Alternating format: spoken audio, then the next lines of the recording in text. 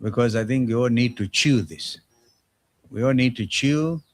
Your audience, which is the Kenyan people, we need also to chew exactly what we are going to issue today from the command center. Karibu sana, ndugu Rigiji. Thank you very much.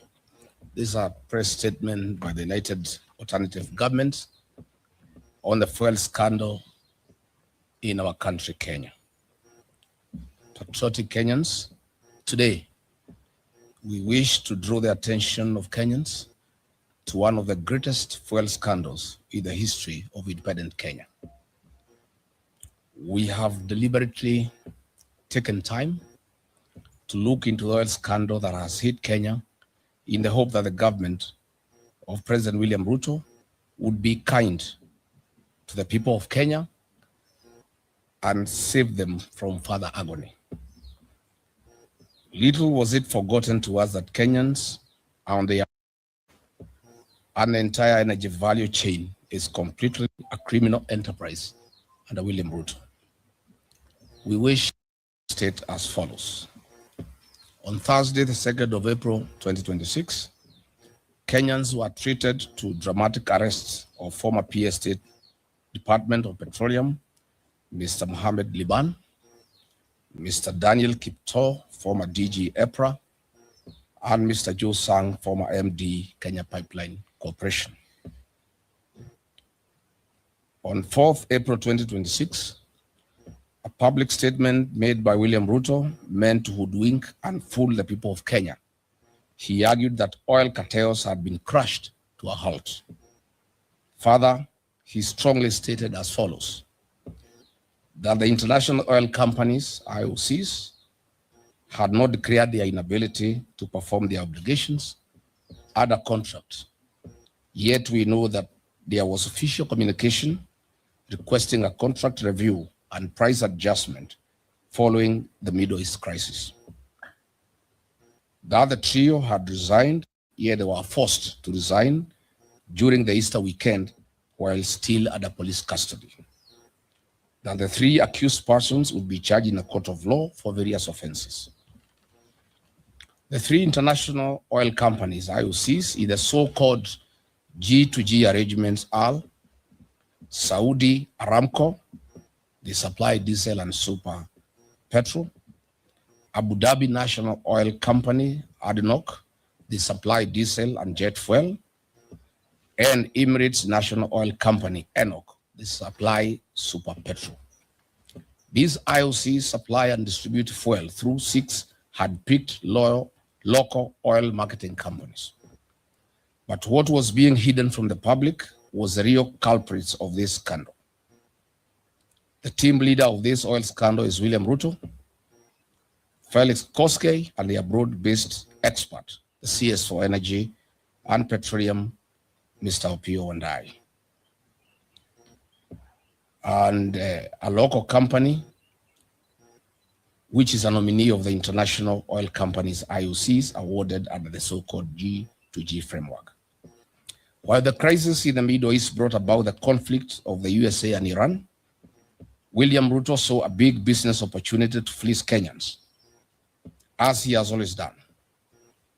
Kenyans will recall the Brazil maize scandal of 2009 when William Ruto was the Minister for Agriculture, and he was fired by the then Prime Minister, the late Right Honorable Raila Odinga. Truly, you can't change the character of a man. In the so-called G2G arrangement, Gulf Energy, William Ruto's proxy, via a letter dated 21st March 2026, addressed with then PS State Department of Petroleum, Mr. Liban Mohammed, confirmed their inability to supply fuel and triggered a delivery default. Note that Gulf Energy supplies 4 out of 6, or 67% of the monthly fuel cargoes, leaving the other 5 oil marketing companies to supply the balance of 20%, or 2 cargoes imported under the so-called G2G framework. Since the IOCs in the so-called G2G framework agreement could not evacuate fuel through Strait of Hormuz and had communicated their inability to perform their contractual obligations, triggering a delivery default. The three government officers invoked relevant provisions of the Petroleum Importation Regulations 2023 and implemented a government directive issued by the National Security Council Committee by the letter dated 9th March 2026, reference number OP CAB 3/55A, to explore and implement strategies to diversify petroleum import sources beyond single region, reducing dependency and enhancing national energy security. As such, the above decision was implemented. On 18th March 2026, the State Department of Petroleum, a meeting of the Vessel Alignment Committee, which was chaired by one Joseph Wafula, was held to review the supply position and replenishment plan. The meeting was attended by 13 local oil marketing companies. During this meeting, it was recognized that there is a likely shortage or supply of petroleum products, and in accordance with Clause 21, Petroleum Import Regulations 2023, the 13 oil marketing companies were invited to submit an expression of interest for the emergency supply of contingency fuel stocks for delivery on or before 28th to 30th March 2026.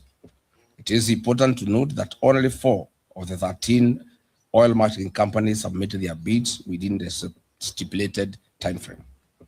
The awards for the supply of emergency contingency stocks was duly awarded to the 2 lowest technically compliant oil marketing board bidders, with the condition that the supply required a quality waiver from Kenya National Bureau of Standards, KEBS.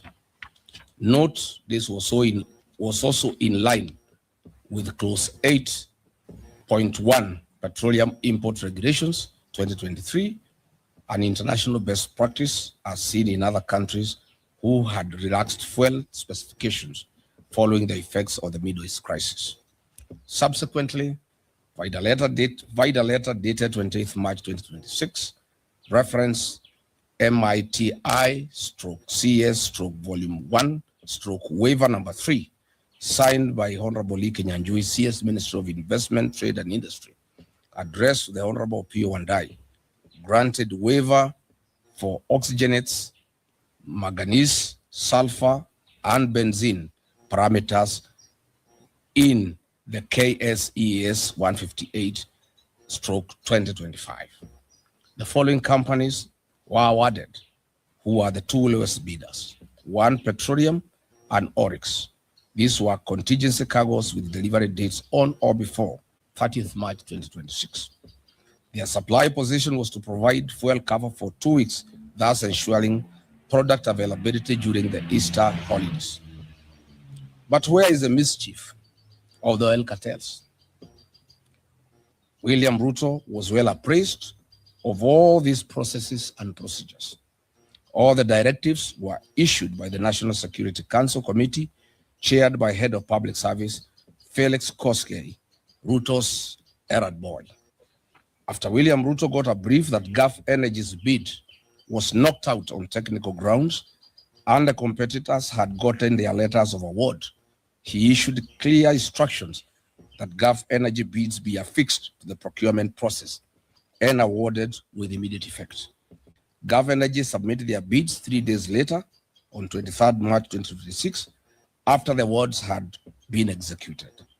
Their delivery was for the 8th to 15th April 2026, which was 10 days past the preferred date range of 28th March to 2nd April 2026.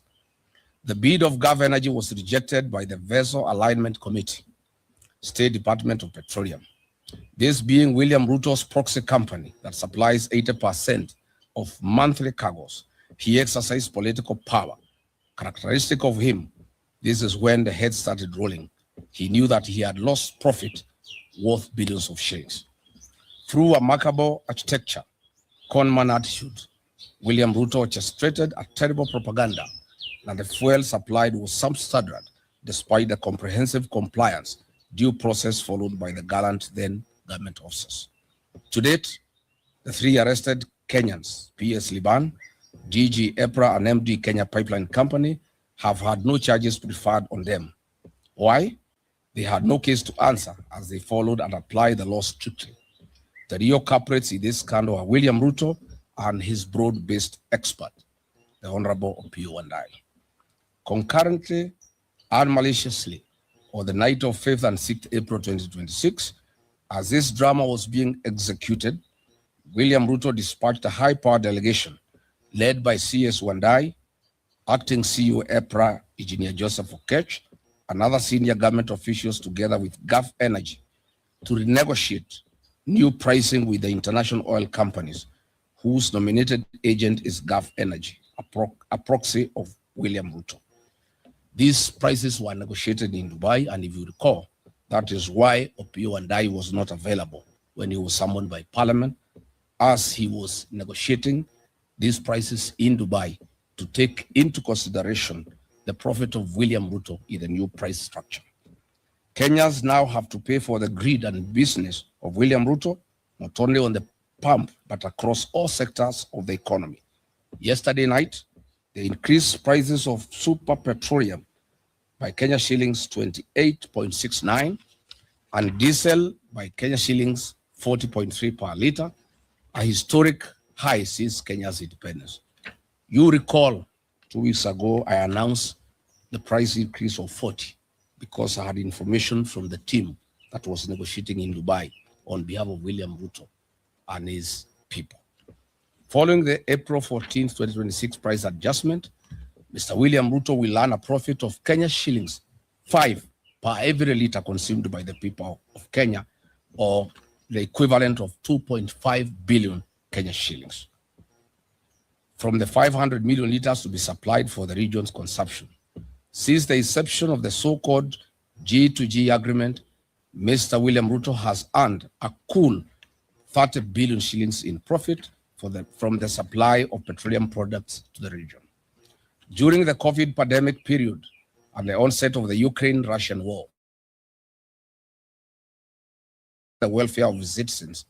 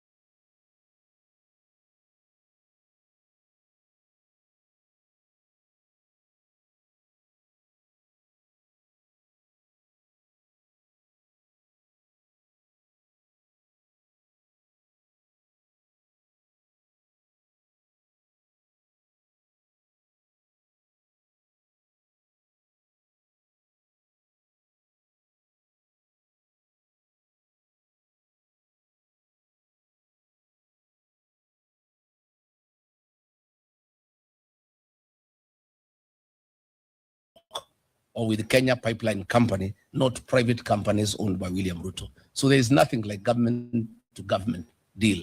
It is government to William Ruto, proxies and companies. We unequivocally demand for the immediate resignation for Energy and Petroleum, Mr. Opiyo and I, for the fuel scandal and lying under the oath to the National Assembly Committee. We also demand the resignation of Lee Kinyanjui for being complicit and being part of this scandal. We want to suspend the implementation of the National Infrastructure Fund and use the proceeds collected from the sale of equity in Safaricom PLC and Kenya Pipeline Corporation to cushion wananchi from the adverse socio-economic effects of the April 2026 historic fuel price adjustment.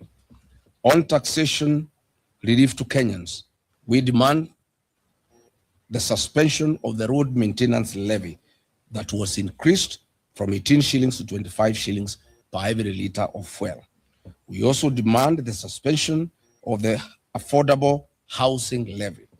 We also demand the suspension of unwarranted NSSF deductions that are punitive and are used to finance President William Ruto's single-sourced infrastructure projects.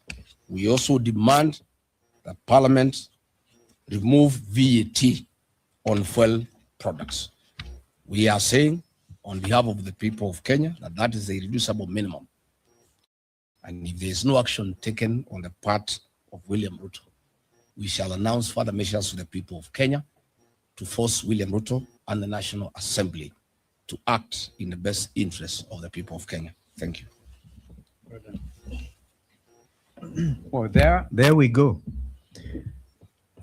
Tomorrow, I will be in the High Court at Milimani dealing with this other state capture matter of the sale of Safaricom shares to Vodacom, itself a foreign company. So although in our statement, we have highlighted that whatever the proceeds out of that sale, I want to announce that that is contested and will be in court tomorrow. So we will now invite our brother JB Muturi to give some highlight, make some further comments, and after that we'll have brother Fred Matiang'i, and finally Eugene Wamalwa will make the final comments. JB. Thank you. Thank you. I just want to state to William Ruto to ask his proxy, Moses Wetangula, to convene a special sitting. We are cognizant of the fact that the House is still sitting, but we are saying that this is the right time. If indeed William Ruto has any interest at all about the welfare of the people of Kenya, because we know the revenue and expenditure estimates, what we call the budget estimates, will be tabled before the House of Parliament not later than 30th of this month.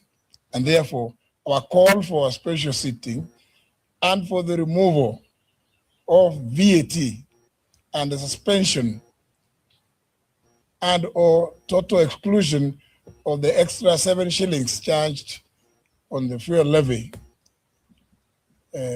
should be at this time and be considered during this special sitting because the ramifications of this historic and abnormal increase in the cost of fuel effected last night are enormous, and the implications will spread to all sectors of our national economy and affect the socio-economic fabric of this country.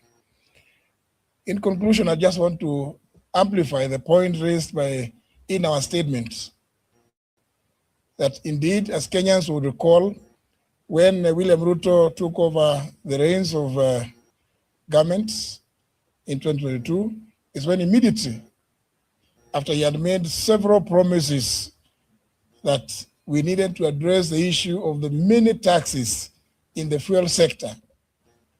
And many Kenyans will recall that he never shined to criticize the former administration. He said he offered that there will be a review of the many. In fact, in his own words, he put those levies at 15. He said they're going to be reviewed, and therefore every Kenyan felt that when he came up with the idea of a G2G arrangement, he was indeed going to address that issue of the mini taxes. The matter did come to me as Attorney General of the Republic, brought to me by the CS then, Davis Churchill, the chairman of the Presidency Council of Economic Advisors, David D., and one of the other advisors, Mr. Hassan Mohammed. But I just raised one question. Yes, Saudi Aramco is owned by the Saudi government. It is therefore a government company. ADNOC is owned by the Abu Dhabi government. ENOC is owned by the Emirates. So in fact, indeed, it's just an acronym. So I raise the issue. If it's going to be a government to government, what is the government on the Kenyan side? And of course, the excuses were used that, there was a pressure on the Kenyan shilling because the oil marketing companies were demanding not less than 500 million shillings every month to import fuel into the country. And that now the arrangement was that Kenya was going to be given a 6 months window before paying for the fuel that will have been delivered. But surprisingly, the government of Kenya chose not to use the government-owned National Oil Corporation, NOC, or the Kenya Pipeline Company, KPC, to represent government on the Kenyan side so that the equation makes sense when you talk about G2G. Instead, the government of Kenya purported to advise the oil importing companies, the IOCs, the three from the Middle East, to nominate locally companies that government purported to have interest in. And those companies, the three that was nominated, are the ones led by Gulf Energy, in which William Ruto controls more than 3/4 of his shares. Indeed, as Kenyans would know, this Gulf Energy is the company that bought out the British consortium that was dealing with the Turkana oil. And therefore, it is no wonder that we have never seen a reduction in the fuel prices, because William Ruto is right in the middle. On the Kenyan side, he is the G. That's why we are calling on William Ruto to now cease this arrangement. And that's why we are saying Parliament should actually be the one in the forefront to call for scrapping of this so-called G2G arrangement, so as to address the plight of the common person who is going to get the effects of this astronomical and abnormal increase in fuel prices. Thank you. Thank you. In addition to what my colleagues have said, when we were reflecting on this issue this morning, the 3 points that need to be made in addition to what we have said in the statement, the lengthy and detailed statement we have put out, is that one, a lot of information on this matter has come to us, the leaders of the opposition. This is because there are so many Kenyans out there in the public and private sector who are not just alarmed, but generally deeply frustrated by the way this administration is managing our country.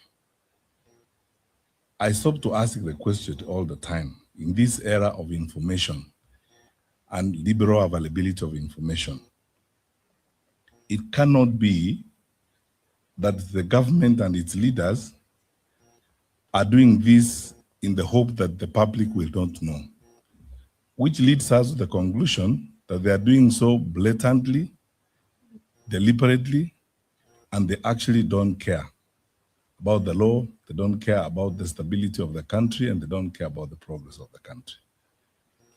Two, it's astounding the level of conflict of interest involved in this matter. When you read all the documents and all the information that has been brought to our attention, it's so abundantly clear that the president and head of state is not just an interested party in this matter, he is a practical key player in this whole matter. And our president is now faced with that conflict of interest where he needs to choose between being head of state and government and therefore the custodian of the welfare of the people of Kenya and the businessman and the practitioner that he is in the business environment.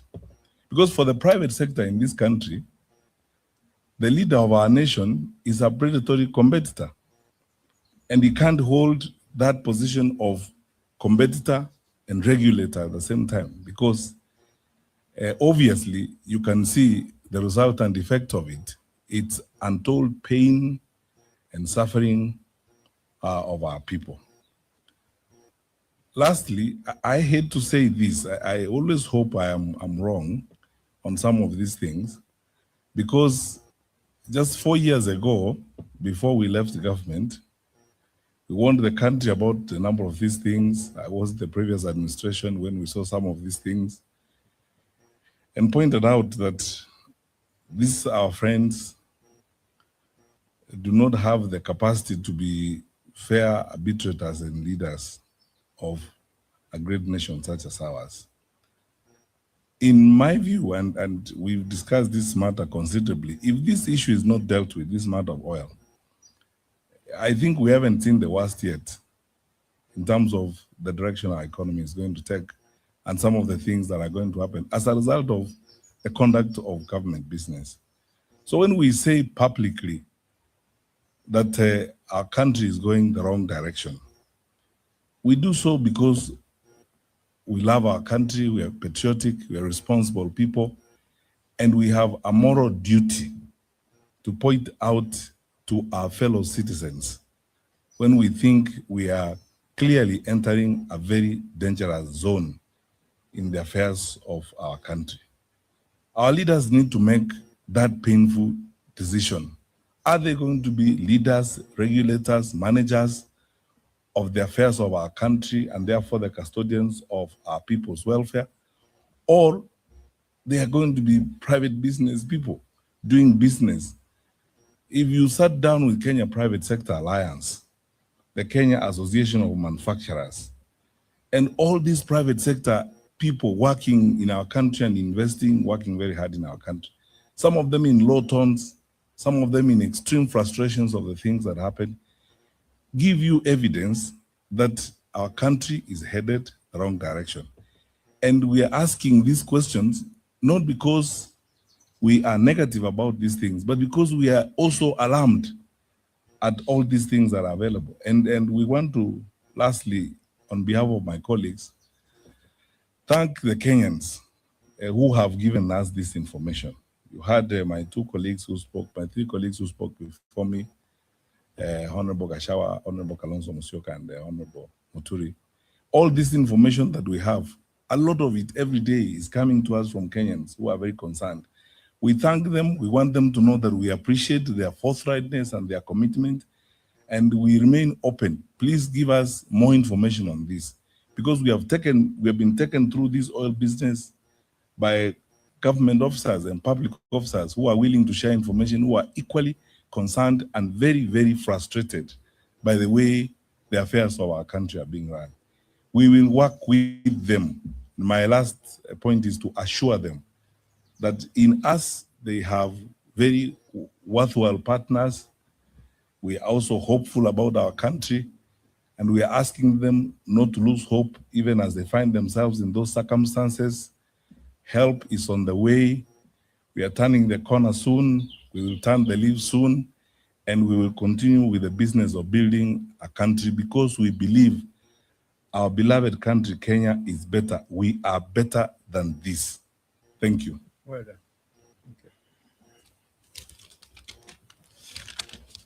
Asanteni sana. Nafikiri wenzangu wameongea Kiingereza mingi, wacha nijaribu lugha ya taifa. Na niseme ya kwamba Wakenya wenzangu, jana shirika la April limetangaza kuongezeka kwa bei ya mafuta. Kienda kwenye station yoyote kufika sasa, mafuta ya petroli yako zaidi ya shilingi 200 na vile vile ya diesel. Na hili ni jambo litaumiza wananchi sana, haswa wakulima wengi ambao walikuwa bado wako mashambani. Diesel imekuwa bei ya juu sana, inamaanisha hata yule mkulima pale kwenye shamba, kuanzia leo mambo yatakuwa magumu. Hata wale walio katika uchukuzi, transport, diesel itapanda. Hata vijana wetu wa bodaboda, petroli itapanda. Na hiyo inamaanisha nauli itapanda kutoka kwa yule mwana bodaboda, yule matatu, ile bus, na popote unapoenda. Sasa gharama ya maisha imeongezeka kuanzia jana. Na mara ya mwisho tukifikisha zaidi ya shilingi 200 bei ya mafuta ilikuwa wakati wa maandamano ya kwanza, wakati tulikuwa na finance bill ya kwanza ya serikali ya Kenya kwanza. Na hiyo ndio ili double mambo ya VAT, ushuru kwa mafuta, kutoka shilingi 8 kwa lita hadi shilingi 16, 16% ya VAT on fuel every liter. Hapo ndio ilifanya gharama ya maisha ikaongezeka sana, kukawa na maandamano.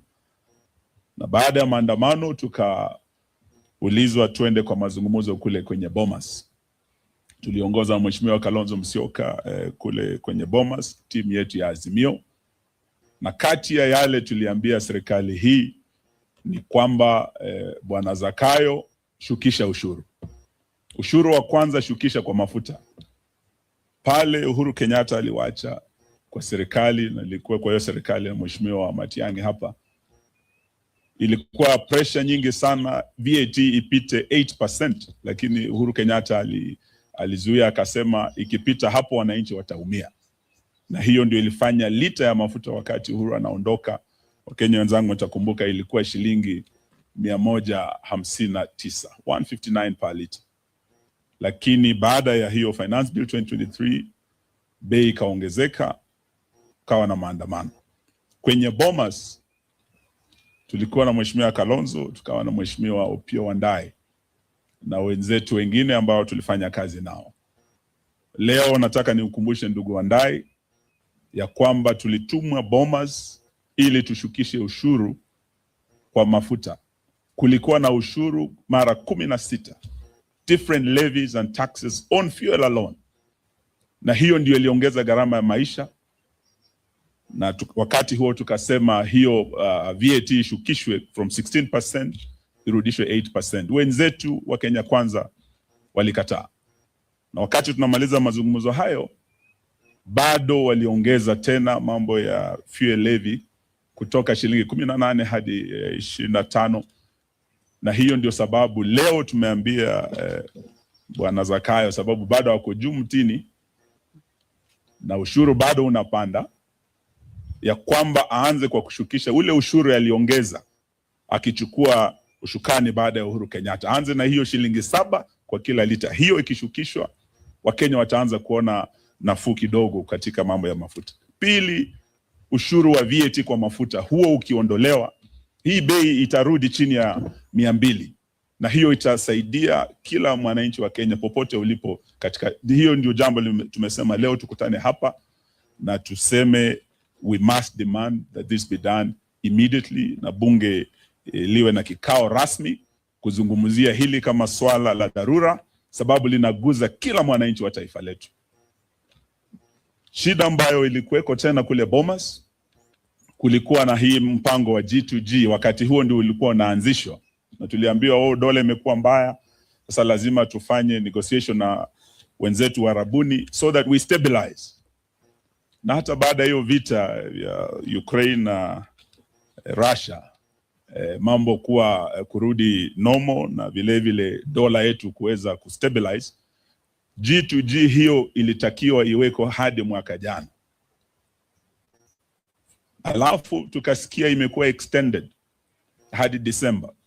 Sasa tuambiwa hii G2G imekuwa extended hadi September mwaka ujao. Hiyo inamaanisha ya kwamba hii bei itabaki ama itaongezeka, lakini haitaenda chini, sababu ya hii deal ambayo Kenyans are locked in, mpende msipende.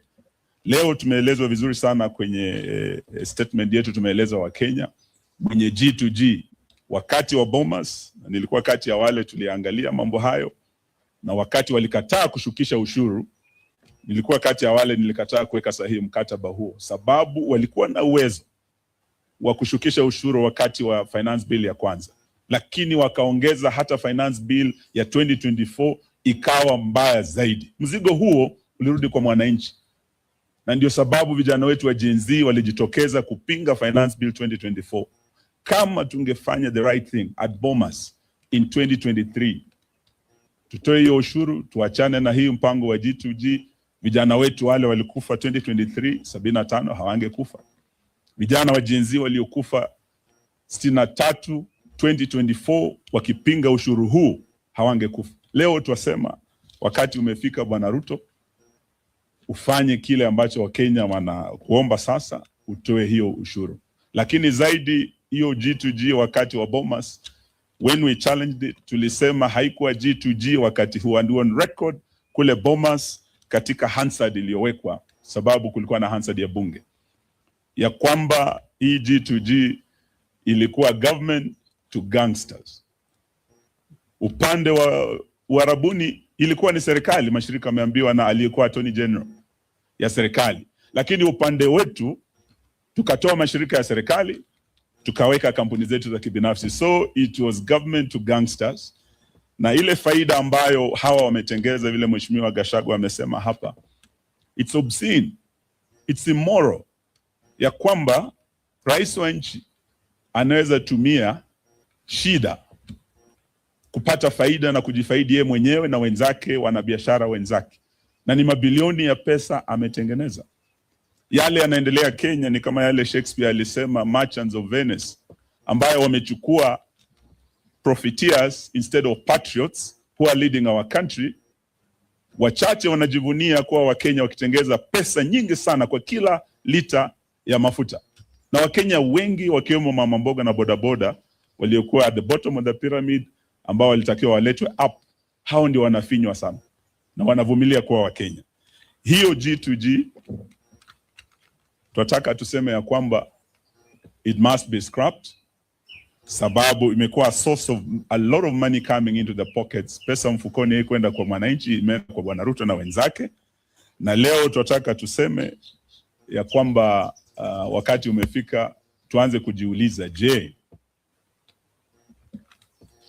tunaweza endelea kuwa na rais ambaye ni mwanabiashara, ambaye atumia ofisi yake kujifaidi mwenyewe na marafiki zake? Wakati amemaliza mwaka wa kwanza, orodha ya kwanza ambayo ilitoka, and this was global ranking of the most corrupt presidents of the world, aliorodheshwa kuwa nambari 2 nyuma ya Assad wa Syria. Mwaka jana wakati orodha imetoka ya kuangalia marais tajiri sana, amekuwa katika the first 11 of the richest presidents in the world, akiwemo na maoligarch kama Putin wa Russia. William Ruto ako kwa hiyo orodha, na hiyo haitushangazi, sababu kama wewe ni rais mfisadi sana, mwanabiashara hodari, uko kwa sekta zote. Ukienda kwa sekta ya banking, ako kule, hii bank inaitwa Sidian. Ukienda upande wa mambo ya hoteli, hospitality, mahoteli ya Weston, Hata kuna moja kule Masai Mara, the Car Ritz Hotel, Ritz Carlton. Tumeelezwa katika mambo ya manufacturing, steel na rafiki yake Devki, chuma zote za affordable housing, simiti yote ako kwa manufacturing. Tukienda kwa sekta ya kawi sasa, ndio tunaguza G2G hii. Sio tu hiyo Gulf kampuni ile mnasikia Starbucks, he has interest there. Tukienda kwa mambo ya hospitali, kuna hospitali inaitwa Real, na tuliona rafiki yake pale Nairobi West Hospital, he has interest there. Kwa mambo ya SHA, ni biashara vikubwa sana anafanya kule kwenye SHA, na katika sekta ya afya, katika sekta ya uchukuzi, starting na aviation, ndege zake sio tu helicopter ambazo anakodisha hata serikali, lakini hata ndege zake zenyewe zinakuwa hard na KQ. Ni mwanabiashara mkubwa sana hata angani, sio tu hapa chini ardhini katika Kenya. Ni jamaa wa majuu sana. Tukienda kwa elimu, anaanzisha university kule Eldoret, sisi sote tunajua. Is in direct competition na university ya Moi inaanguka, lakini yeye anaanzisha a world class university kule. Hata biashara ya matatu, he has not spared Kenyans. Ako kule, tunajua matatu zake. Hata ukiingia kwa mambo ya sukari, amechukua kampuni zote, Zoya, Sony, Muhoroni, Miwani, mashirika yote ya kiserikali, na ekari zaidi ya 1,100. Na marafiki zake wachache wa Hindi sasa wameshika sekta ya sukari mkononi mwao, na anaanzisha yake ya kibinafsi kule Kilgoris. Ukiuliza Wamasai wanatuonyesha hiyo factory inakuja ni ya Ruto, na kuna zingine ambazo anaendelea kufanya. Na tunajua ya kwamba hata kwenye mining tunamuona kule Murima Hills, tunamuona kule West Pokot kwa simiti, hata dhahabu kule Kakamega na kwingineko. Sasa tunauliza kama Wakenya, jamani, itakuwa vipi tuwe na rais ambaye ni mwanabiashara? Kule Venice kulikuwa na mabepari wa Venice, merchants of Venice, but now we have merchants of Kenya, led by none other than William Ruto. In fact, for me, I will tell my colleagues, we should not just be asking the PS to resign over this scandal and small fish. We should not just be asking Opiyo Wandayi, we should be asking William Ruto himself. You are conflicted, Mr. President. You are a merchant, you are a profiteer, you are not a patriot. And this goes on even in the region beyond our country. Your gold in the DRC and diamonds, the blood gold and with Sudan, with the RSF. How much is enough for you, Mr. President? Thank you. Wow. Hey. Sasa mmeasikia. Na waelewa kwa sababu gani nikasema jameni tutulize boli kwa maswali. Hata umesahau ndugu Eugene kwa upande wa media vile vile. Wenyewe, you haven't been spared. Kwa hivyo mfanyabiashara huyu sugu huyu, uongozi afanane nao. Kwa hivyo swala hilo ni la Wakenya na sisi zote. So we want to say this is very painful, extremely painful. By his own admission, William Ruto has said he's a businessman. When he was saying, sijui ng'ombe ya Eugene inakufa, inakupe. Akasema kuna ng'ombe safi sana. Kwa upande wa kilimo, ni vizuri kuwa champion na hiyo, lakini uongozi wa nchi nao unahitaji patriotism. So we are at a crossroads, and we'll do the best we can together. The Kenyan population, we're not going to leave you alone. We will put your best interests ahead of us. Kwa hivyo, let's keep hope alive. Asanteni sana. Thank you. Thank you.